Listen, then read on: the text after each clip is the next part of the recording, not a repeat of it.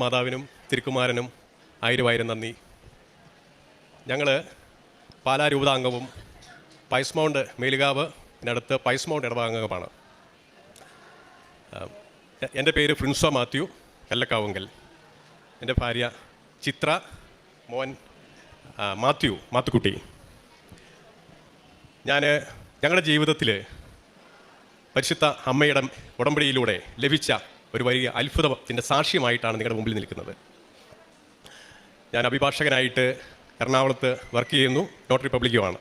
അതുപോലെ എൻ്റെ വൈഫ് ചിത്ര ഇവിടെ മാരാരിക്കുളം, ആലപ്പുഴ ജില്ലയിൽ മാരാരിക്കുളം ഗവൺമെൻറ് ആയുർവേദ ആശുപത്രിയിൽ യോഗ നാച്ചുറോപ്പതി മെഡിക്കൽ ഓഫീസറായിട്ടും ജോലി ചെയ്യുന്നു. ഞങ്ങളുടെ ജീവിതത്തിലെ ഏറ്റവും വലിയൊരു അത്ഭുതം സംഭവിച്ചത്, വിവാഹം കഴിഞ്ഞ് 14 വർഷം ഞങ്ങൾക്ക് മക്കളില്ലായിരുന്നു. 14 വർഷം ഇന്ന് ലോകത്തിൽ നടത്താവുന്ന ചികിത്സകളായി ബന്ധപ്പെട്ടിട്ടുള്ള എല്ലാ ചികിത്സകളും അന്ന് കേരളത്തിൽ നിന്ന് ലഭ്യമാണ്. കേരളത്തിലെ ഏറ്റവും വലിയ ലീഡിംഗ് ഹോസ്പിറ്റലുകളിൽ ഇതുമായി ബന്ധപ്പെട്ട് ചികിത്സകൾ നടത്തിയുണ്ടായി 10 വർഷത്തോളം. ആ 10 വർഷ ചികിത്സയിൽ നടത്തിയ അവസാനം വൈദ്യശാസ്ത്രപരമായി ഞങ്ങളോട് പറഞ്ഞു, ഇനി നിങ്ങൾക്ക് സെറോഗസി, വാടക ഗർഭപാത്രത്തിലൂടെ മാത്രമേ ഒരു കുഞ്ഞ് ജനിക്കുകയുള്ളൂ. ഇനി മറ്റ് ചികിത്സകൾ നിങ്ങൾക്ക് നടത്തിയിട്ട് കാര്യമില്ല. അങ്ങനെ ഒരു അവസരത്തിലാണ് ഞങ്ങൾ കൃപാസനത്തിനെക്കുറിച്ച് അറിയുന്നത്. അങ്ങനെ അറിയാനുണ്ടായിട്ടൊരു സാഹചര്യവും 2018 ചിത്രയ്ക്ക് മാരാരിക്കുളം ഗവൺമെൻറ് ആയുർവേദ ആശുപത്രിയിൽ മെഡിക്കൽ ഓഫീസറായിട്ട് നിയമനം ലഭിക്കുകയുണ്ടായി. ഈ മാരാരിക്കുളം ഈ നമ്മുടെ കൃപാസനമായിട്ടൊരു 5 കിലോമീറ്റർ അത്ര തൊട്ടടുത്തുള്ള സ്ഥലമാണ്. അങ്ങനെയാണ് ഈ കൃപാസനത്തെക്കുറിച്ച് ആദ്യമായിട്ട് നമുക്ക് അറിവ് ലഭിച്ചത്.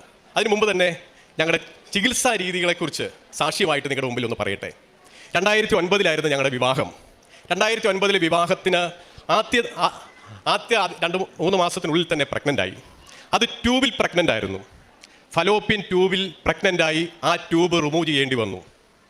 അതിനുശേഷം പിന്നീട് ട്രീറ്റ്മെൻറ്റുകളിൽ കണ്ടെത്തി മറ്റേ ട്യൂബും അത് ബ്ലോക്കാണ്. അപ്പോൾ അതിനെ തുടർന്ന് ഡോക്ടർമാർ ഞങ്ങളോട് നിർദ്ദേശിക്കുകയുണ്ടായി, ട്യൂബ് രണ്ടും ബ്ലോക്കാണ്, ഇനി നിങ്ങൾക്ക് ഉള്ളൊരു സാധ്യത IVF ചികിത്സയാണ്. അങ്ങനെ ഞങ്ങൾ കേരളത്തിലെ ഏറ്റവും മികച്ച ഇൻഫെർട്ടിലിറ്റി ഹോസ്പിറ്റലിൽ IVF ചികിത്സയ്ക്ക് വിധേയമായി. ആദ്യം IVF ചികിത്സ നടത്തി. അന്ന് ഞാൻ ചിന്തിച്ചൊരു കാര്യമുണ്ട്, പണമുണ്ടെങ്കിൽ നമ്മുടെ പ്രതിസന്ധികളെല്ലാം പരിഹരിക്കപ്പെടും. അങ്ങനെ ആദ്യം ഞാൻ വിശ്വസിച്ചു, കുഞ്ഞുണ്ടാകുന്നതിന് IVF ചികിത്സയിലൂടെ, ട്രീറ്റ്മെൻറ്റിലൂടെ ഞങ്ങൾ കടന്നുപോയി.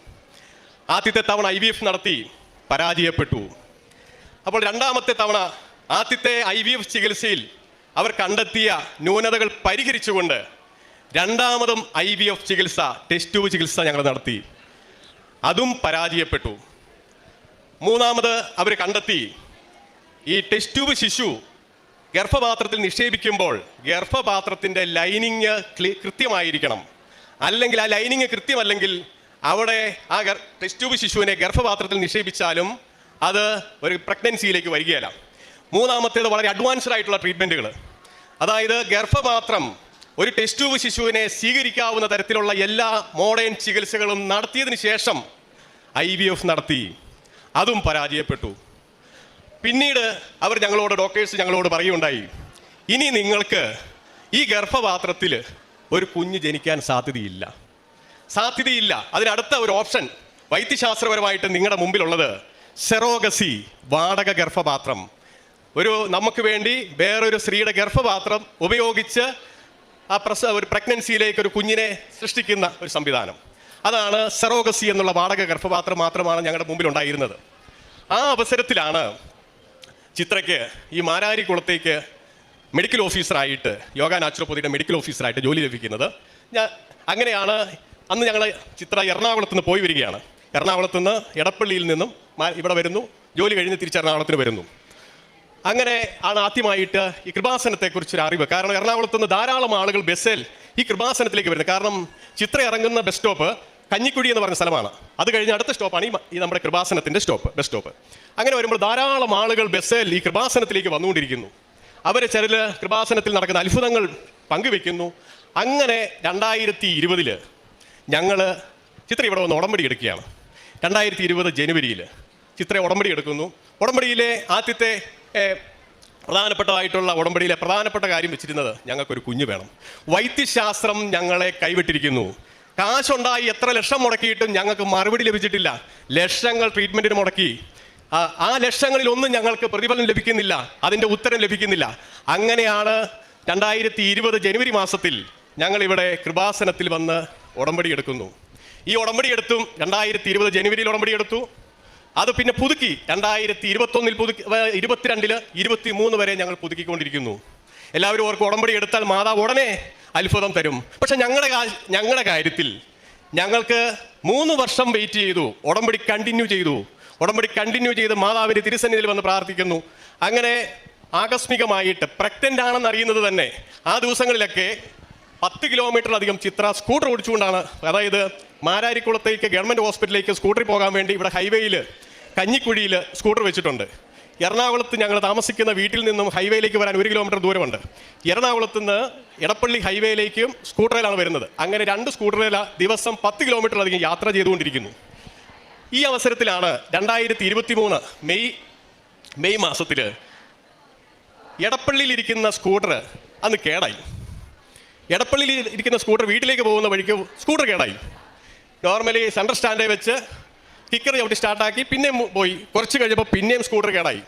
അന്ന് വീട്ടിൽ വൈകിട്ട് വന്നപ്പോൾ ചിത്ര എന്നോട് പറയുണ്ടായി, വയറിനൊരു പെയിൻ ഉണ്ട്. അപ്പം ഞാൻ ഓർത്തു സ്കൂട്ടർ കിക്കറെ ചവിട്ടി സ്റ്റാർട്ടാക്കിയതിനെ തുടർന്ന് വയറിൻ്റെ മസിൽ കയറിയതായിരിക്കും. നോർമലി ചിന്തിച്ചു പോയി. അങ്ങനെ വയറിന് മസിൽ കയറിയതാണെന്ന് ചിന്തിച്ച് പിറ്റേ ദിവസം ഒരു സംശയം, പ്രഗ്നൻസി ടെസ്റ്റ് നടത്തിയപ്പോൾ പ്രഗ്നൻസി പോസിറ്റീവ്. ഞങ്ങൾ ഉടനെ ഒരു ഹോസ്പിറ്റൽ ക്ലിനിക്കിൽ കാരണം നിലവിൽ ഞങ്ങൾക്ക് ഒരു ഫലോപ്പിയൻ ട്യൂബ് ഇല്ല, മറ്റേ ഫലോപ്പിയൻ ട്യൂബ് ബ്ലോക്ക്, നിലവിലുള്ള യൂട്രസിൽ ഒരിക്കലും ഇനി അങ്ങനെ അവിടെ ഒരു ഗർഭധാരണത്തിനുള്ള ഒരു ശേഷി ഇല്ല എന്ന വൈദ്യശാസ്ത്രം വിലയിരുത്തി വിധി എഴുതിയിരിക്കുന്നതാണ് ഞങ്ങളെ. അങ്ങനെ വന്നപ്പോൾ ഇത് ഹോസ്പിറ്റലായിട്ടുള്ള ക്ലിനിക്കിൽ ഞങ്ങളിത് ടെസ്റ്റ് ചെയ്തപ്പോൾ ഇത് പോസിറ്റീവ് ആണ്, പ്രഗ്നൻസി ഗർഭപാത്രത്തിൽ തന്നെയാണ് എന്ന് ഡോക്ടർ സാക്ഷ്യപ്പെടുത്തി. അതിലേറ്റവും വലിയൊരു അത്ഭുത സാക്ഷ്യം ഡോക്ടറിന്റെ ഭാഗത്തുനിന്നുണ്ടായത്, ട്യൂബ് ഇല്ലാത്തടത്തെ ഓവറിയിൽ നിന്നും ഓവുലേഷൻ ഉണ്ടായി പ്രഗ്നൻസി ഉണ്ടായിരിക്കുന്നു. ട്യൂബില്ല. വൈദ്യശാസ്ത്രപരമായിട്ട് നമുക്കറിയാം, ഒരു അണ്ഡാശയത്തിൽ നിന്നും അണ്ഡവാഹിനി കുടലിലൂടെ വന്ന് അണ്ഡവും ബീജവും ചേർന്ന് അവിടെ ഒരു എംബ്രിയോയായി ഗർഭപാത്രത്തിലേക്ക് മൂവ് ചെയ്ത് അങ്ങനെയാണ് പ്രഗ്നൻസി ഉണ്ടാകുന്നത്. അതാണ് വൈദ്യശാസ്ത്രം. ഞങ്ങളുടെ കാര്യത്തിൽ അവിടെ ട്യൂബില്ലാത്തടത്ത് പ്രഗ്നൻസി ഉണ്ടാകുന്നു. അപ്പോൾ അന്നേരം ഞങ്ങൾ തിരിച്ചറിഞ്ഞു, മാതാവിൻ്റെ കൃപാസന അമ്മയുടെ പക്കൽ നമ്മളൊരു ഉടമ്പടിയിൽ ഒരു കാര്യം ഏൽപ്പിച്ചിട്ടുണ്ടെങ്കിൽ അത് നടന്നിരിക്കുമെന്നുള്ളത് ഞങ്ങൾക്ക് ബോധ്യമായി. അതിനെ തുടർന്ന് ഡോക്ടർ ഞങ്ങളോട് നിർദ്ദേശിക്കുകയുണ്ടായി, ഒന്നെങ്കിൽ ജോലി രാജിവെക്കണം, അല്ലെങ്കിൽ ഇപ്പോൾ ജോലി ചെയ്യുന്ന ഹോസ്പിറ്റലിനടുത്ത് നിങ്ങളൊരു വീടെടുത്ത് അവിടെ താമസിച്ച് ജോലിക്ക് പോകണം. ജോലിക്ക് പോകുന്നത് അഡ്വൈസബിൾ അല്ല, എന്നാലും വേണമെങ്കിൽ പോകാം. അങ്ങനെ ഞങ്ങൾ കഴിഞ്ഞ വർഷം ഈ സമയത്ത് ജൂൺ മാസത്തിൽ ഇവിടെ മാരാരിക്കുളത്ത് ഗവൺമെൻറ് ആയുർവേദ ആശുപത്രിയുടെ അടുത്ത് ഒരു വീട് വാടകയ്ക്കെടുത്ത് അവിടെ നിന്ന് ജോലിക്ക് പോകുന്ന സംവിധാനം ആരംഭിച്ചു. അന്ന് ഞങ്ങൾക്ക്, കാരണം വർഷങ്ങൾക്ക് ശേഷമുണ്ടായ പ്രഗ്നൻസി, ഇതിൻ്റെ കോംപ്ലിക്കേഷൻസുകൾ എന്തൊക്കെ സംഭവിക്കുമെന്ന് നമുക്കറിയത്തില്ല. അങ്ങനെ അപ്പോൾ ഞാൻ അവിടെ നിന്ന് എറണാകുളത്തേക്ക് പോരാനായിട്ട് മാരാരിക്കുളം റെയിൽവേ സ്റ്റേഷനിൽ നിന്നും നമുക്ക് എറണാകുളത്തിന് എൻ്റെ ജോലി സ്ഥലത്തേക്ക് പോകാൻ എളുപ്പമുണ്ട്, ചിത്രയ്ക്ക് ഹോസ്പിറ്റലിലേക്ക് പോകാൻ എളുപ്പമുണ്ട്. അങ്ങനെയുള്ള ആ ജോലി കണ്ടിന്യൂ ചെയ്തുകൊണ്ടിരുന്നു. 8 മാസവും യാതൊരുവിധ കോംപ്ലിക്കേഷൻസും ഇല്ലാതെ 8 മാസവും നമുക്ക് പൂർണ്ണമായിട്ടും ജോലിക്ക് പോകുന്നതിന് ഒരു തടസ്സവും ഉണ്ടാകാതെ ജോലിക്ക് പോകാൻ സാധിച്ചു എന്നുള്ളത് മാതാവിൻ്റെ വലിയ കൃപയാണ്. അതേ തുടർന്ന് ഞങ്ങൾ മെറ്റേണിറ്റി ലീവ് 6 മന്ത് കിട്ടും. ആ മെറ്റേണിറ്റി ലീവും സാങ്ഷനായതിന് ശേഷമാണ് ഞങ്ങൾ എറണാകുളത്തേക്ക് ഞങ്ങളുടെ വീട്ടിലേക്ക് പോയി. അധികം താമസിക്കാതെ ലൂർദ് ഹോസ്പിറ്റലിൽ അഡ്മിറ്റായി. ലൂർദ് ഹോസ്പിറ്റലിലെ ഈ വർഷത്തെ 2024 ജനുവരി മാസത്തിലെ ആദ്യത്തെ കുഞ്ഞാണ് എൻ്റെ ഈ മാത്തുക്കുട്ടി. ഞങ്ങൾ വാടകയ്ക്ക് താമസിച്ച വീട് മാരാരിക്കുളത്തെ പഴയ പുരാതന ഒരു ക്രിസ്ത്യൻ കുടുംബത്തിലൊരു വീടാണ്. ആ വീട് ആർക്കും അവർ വാടക കൊടുത്തിട്ടില്ല. ഞങ്ങൾ താമസിക്കുന്നതിന് മുമ്പ് ആർക്കും വാടക കൊടുത്തിട്ടില്ല. ഞങ്ങളുടെ ചിത്രയെ പേഴ്സണലായിട്ട് അറിയാവുന്നത് കൊണ്ടും വർഷങ്ങളായിട്ട് അവിടെ ഈ മാരാരിക്കുളത്ത് ജോലി ചെയ്യുന്നത് കൊണ്ടും ഞങ്ങളുടെ പ്രത്യേക സാഹചര്യം മനസ്സിലാക്കിക്കൊണ്ടുമാണ് ആ വീട് ഞങ്ങൾക്ക് അവർ വാടകയ്ക്കായിട്ട് തന്നത്. ഞങ്ങൾ അവിടെ നിന്ന് വെക്കേറ്റ് ചെയ്ത് എറണാകുളത്തിന് പോയി. അത് കഴിഞ്ഞിട്ട് കൊച്ചുണ്ടായി, യാതൊരുവിധ കോംപ്ലിക്കേഷൻസിലും ഇല്ലാതെ കൊച്ചുണ്ടായി.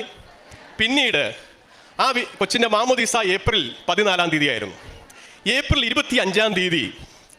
25 തീയതി ഞങ്ങൾ താമസിച്ച ഭവനം ആലപ്പുഴ പിതാവ് സെൻറ് ജോസഫ് മാരില്ലോ ആശ്രമ ദേവാലയമായി അത് ഉയർത്തി, അത് ആശീർവദിച്ചു. ഞങ്ങൾ കിടന്ന മുറിയുന്ന വീടിൻ്റെ അൾത്താരയാണ്, ആ കിടന്ന മുറിയുന്ന ആശ്രമത്തിൽ അൾത്താരയാണ്. അപ്പം ഇത്രയും കാര്യങ്ങൾ നമുക്ക് പോലും അറിയത്തില്ലാത്ത കാര്യങ്ങൾ നമ്മളൊരു മാതാവിൻ്റെ മുമ്പിൽ ഒരു ഉടമ്പടി വെച്ചിട്ടുണ്ടെങ്കിൽ ഉറപ്പായിട്ട് സാധിച്ചിരിക്കും. നമുക്കറിയാം, മക്കളില്ലാത്ത ധാരാളം ദമ്പതികളുണ്ട്. അവരുടെ ബുദ്ധിമുട്ടുകളും പ്രതിസന്ധികളും ആ മേഖലയിൽ കടന്നു പോയിട്ടുള്ളവർക്ക് മാത്രമേ അറിയാൻ പറ്റുള്ളൂ. വേറെ ഒരാൾക്ക് പോലും അറിയത്തില്ല മക്കളില്ലാത്ത ദമ്പതികളുടെ ബുദ്ധിമുട്ട്. ഞാൻ അവരോടായിട്ട് ഈ പറയുകയാണ്, നിങ്ങൾ പേടിക്കേണ്ട, ഭയപ്പെടേണ്ട. വൈദ്യശാസ്ത്രം ഉപേക്ഷിച്ചാലും കൃപാസന മാതാവിൻ്റെ പക്കൽ നിങ്ങളുടെ അപേക്ഷ അങ്ങ് കൊടുത്താൽ മതി. ഉറപ്പായിട്ട് ഉത്തരവരുളി തന്നിരിക്കും. അതിന് ചിലപ്പോൾ ഉടനെ ലഭിക്കണമെന്നില്ല. ഞങ്ങൾ 3 വർഷം വരെയും കാത്തിരുന്നു, 3 വർഷം വരെയും. അതുപോലെ നിങ്ങളും വിശ്വസിച്ച് പ്രാർത്ഥിച്ചാൽ മനുഷ്യർക്ക് അസാധ്യമായത് കൃപാസന മാതാവിലൂടെ, പരിശുദ്ധ അമ്മ തൻ്റെ തിരുക്കുമാരനിലൂടെ നിങ്ങൾക്ക് ഉത്തരമരുളും എന്നുള്ളതിൽ യാതൊരു സംശയവുമില്ല. അതുപോലെ ഈ പ്രഗ്നൻസി കാലഘട്ടത്തിൽ ഒരു കാര്യം കൂടെ പറഞ്ഞുകൊള്ളട്ടെ. അന്ന് ഡോക്ടർ, കാരണം ഞങ്ങൾക്ക് വളരെ പ്രായമായ ഏജായി, കാരണം 14 വർഷത്തിന് ശേഷം ഉണ്ടാകുന്ന ഒരു കുഞ്ഞാണ്. അപ്പോൾ ഡോക്ടർ പറഞ്ഞു, ട്രിപ്പിൾ ലൈൻ ടെസ്റ്റിംഗ് നടത്തണം, ട്രിപ്പിൾ മാർക്കർ ടെസ്റ്റ് നടത്തണം. ട്രിപ്പിൾ മാർക്ക് ടെസ്റ്റ് നടത്തുക എന്ന് പറഞ്ഞാൽ അത് ആ കൊച്ചിന് ഒരു ഡൗൺ സിൻഡ്രമോ മറ്റ് സാധ്യതകളോ നേരത്തെ പ്രഗ്നൻസി കാലഘട്ടത്തിൽ തന്നെ കണ്ടെത്തിയതിനുള്ള ടെസ്റ്റാണത്. മാതാവ് തന്ന കുഞ്ഞിനെ ഞങ്ങൾ വിശ്വസിച്ചു. ഒരു കുഴപ്പമില്ലാതെ കുഞ്ഞ് ജനിക്കുമെന്ന് ഞങ്ങൾ ഉറപ്പായി വിശ്വസിച്ചു. അതുപോലെ തന്നെ ഓരോ ദിവസവും ഉടമ്പടി തൈലവും കാശുരൂപം വെച്ച് കിടന്നു. ഉടമ്പടി തൈലം വെച്ച് നെറ്റിയിലും വയറിലും പ്രാർത്ഥിച്ചു. ഒരു കുഴപ്പവുമില്ല. ഞങ്ങൾ ആ ടെസ്റ്റ് നടത്തിയില്ല. വൈദ്യശാസ്ത്രത്തിൽ പറഞ്ഞു, നിങ്ങൾ ആ ടെസ്റ്റ് നടത്തണം, കാരണം പ്രായം കടന്നുപോയി, നോർമൽ പ്രഗ്നൻസി സ്റ്റേജും ആ ഏജും അല്ല നിങ്ങൾക്ക്. പക്ഷേ ഞങ്ങളത് നടത്തിയില്ല. ഒരു കുഴപ്പവുമില്ലാതെ മിടുക്കനായിട്ടുള്ള ആൺകുഞ്ഞിനെ ഞങ്ങൾക്ക് തന്നു. ദൈവത്തിന് നന്ദി, പരിശുദ്ധ മാതാവിന് നന്ദി, കൃപാസന അമ്മയ്ക്ക് നന്ദി പറഞ്ഞുകൊണ്ട് എൻ്റെ ഈ സാക്ഷി നിർത്തുന്നു. ഞങ്ങൾ പ്രാർത്ഥനാ ജീവിതത്തിൽ, കാരണം ഒരു അഭിഭാഷകൻ എന്നുള്ള രീതിയിൽ പലപ്പോഴും ഞാൻ വിശ്വസിച്ചൊരു കാര്യം ലോജിക്ക് രീതിയിലാണ്. അതായത് പണം ഉണ്ടെങ്കിലും നമ്മുടെ കഴിവുണ്ടെങ്കിലും നമുക്ക് പലതും നേടാൻ പറ്റും. പക്ഷേ പണവും കഴിവും ഉണ്ടായിട്ടും പലതും നേടാൻ പറ്റിയല്ല എന്നുള്ളത് എൻ്റെ സ്വന്തം ജീവിതം കാണിച്ചു തന്നു. അപ്പോൾ പലരുടെയും പ്രതിസന്ധി ഇതാണ്, എനിക്ക് കാശുണ്ടെങ്കിൽ എല്ലാ കാര്യവും നടക്കും. അപ്പോൾ പണം ഉണ്ടെങ്കിൽ എല്ലാം നടക്കും. നമുക്ക് കഴിവുണ്ടെങ്കിൽ നമ്മൾ അധ്വാനിച്ചാൽ എന്തും നേടാം. പക്ഷേ പലപ്പോഴും അത് സാധ്യമാകണമെന്ന് നിർബന്ധമില്ല. അതിൻ്റെ ഉത്തമ ഉദാഹരണമാണ് വിശ്വാസ ജീവിതത്തിലേക്ക് നമുക്കിതൊക്കെ കാണുമ്പോൾ, നമ്മുടെ ജീവിത അനുഭവത്തിൽ തന്നെ ഈ കാര്യങ്ങളൊക്കെ കടന്നു വരുമ്പോൾ നമ്മൾ വേറൊരു വ്യക്തിയായി മാറാൻ തുടങ്ങും. നമ്മൾ പ്രാർത്ഥനയിലേക്ക് മാറും, വിശ്വാസ ജീവിതത്തിലേക്ക് മാറും. അതുപോലെ തന്നെ കൃപാസന മാതാവിന് വേണ്ടിയിട്ട് ഇവിടെ ഇങ്ങനെ ഒരു അത്ഭുത കാര്യം ഇവിടെ ഈ കൊന്ത ചെല്ലുകയും, അതുപോലെ തന്നെ ഇവിടുത്തെ പത്രം പലപ്പോഴായിട്ട് ഇന്നും പല ആൾക്കാരും കൃപാസനത്തെക്കുറിച്ച് അറിയുന്നില്ലാത്ത ആളുകൾ ഇഷ്ടം പോലെയുണ്ട്. അവരെ അറിയിക്കുന്നതിനായിട്ട് പത്രവിതരണങ്ങളൊക്കെ നടത്താറുണ്ട്. പലപ്പോഴും ഞങ്ങൾ ഇവിടെ അടുത്ത് താമസിക്കുകയായതുകൊണ്ട് ഈ കഴിഞ്ഞ പ്രഗ്നൻസി കാലഘട്ടത്തിൽ പലപ്പോഴും ഞങ്ങൾ വൈകുന്നേരം ഇവിടെ പ്രാർത്ഥിക്കാൻ വരും. അപ്പം ജോസഫ് അച്ഛനെ ഒന്ന് കാണണമെന്ന് ആഗ്രഹമുണ്ട്, പക്ഷേ കാണാൻ സാധ്യമല്ല. ഞങ്ങൾ ഒരു പ്രാവശ്യം ഇവിടെ ഇത് പ്രാർത്ഥിച്ചുകൊണ്ടിരുന്നപ്പം ജോസഫ് അച്ഛനെ മാതാവെ നേരിട്ട് ഒന്ന് പ്രാർത്ഥിപ്പിക്കണമെന്ന് മനസ്സിൽ ഓർത്തിരിങ്ങനെ ഇരിക്കുക, മാതാവിനോട് പറഞ്ഞുകൊണ്ടിരിക്കുക. ഞങ്ങൾ രാത്രി ഒരു 7:30 കാരണം ഇവിടുന്ന് ഒരു 10 മിനിറ്റേ ഉള്ളൂ ഞങ്ങൾ താമസിക്കുന്ന സ്ഥലമായിട്ട് ഈ കൃപാസനത്തിലേക്ക് വരാൻ. ഞങ്ങൾ വൈകിട്ട് മിക്കവാറും എല്ലാ ദിവസവും ഇവിടെ കൃപാസനത്തിൽ വരും, ജോലി കഴിഞ്ഞിട്ട് വൈകുന്നേരങ്ങളിൽ. അതൊരു 8:30 വരെ ഗേറ്റ് തുറന്നിട്ടിരിക്കും. 8 കഴിയുമ്പോൾ ഗേറ്റ് ഓപ്പൺ, ഫ്രണ്ടിലെ ഗേറ്റ് കൃപാസനത്തിലെ ഗേറ്റ് അടയ്ക്കുകയും ചെയ്യും. അപ്പോൾ അതിന് മുമ്പ് ഞങ്ങളിവിടെ വരും. ജോസഫ് അച്ഛൻ ഒരു ദിവസം ഞങ്ങളിവിടെ ഇരിക്കുക, ഞങ്ങളുടെ അടുത്തേക്ക് ജോസഫ് അച്ഛൻ വന്നു. അപ്പോൾ ഞങ്ങൾ പറഞ്ഞു, 14 വർഷത്തിന് ശേഷം കൃപാസനത്തിലെ ഉടമ്പടിയിലൂടെ അച്ഛൻ ഞങ്ങൾ ഇവിടെ എത്തി. പ്രാർത്ഥനയിലൂടെ എൻ്റെ വൈഫ് പ്രഗ്നൻ്റ് ആയിരിക്കുന്നത്, അച്ഛൻ തലയെ കൈവച്ച് പ്രാർത്ഥിച്ചു. ഒരു കുഴപ്പവും വരികയില്ല, അമ്മയ്ക്കും കുഞ്ഞിനും ഒരു കുഴപ്പവും വരാതെ നല്ല കുഞ്ഞിനെ ദൈവം നിങ്ങൾക്ക് തരുമെന്ന് പ്രാർത്ഥിച്ചു. അച്ഛൻ്റെ വാക്ക് അച്ചട്ടായി. ദൈവമാതാവിലൂടെ പരിശുദ്ധ തിരുക്കുമാരനിലൂടെ ഈ കുഞ്ഞിനെ തന്ന് ഞങ്ങളെ അനുഗ്രഹിച്ചു.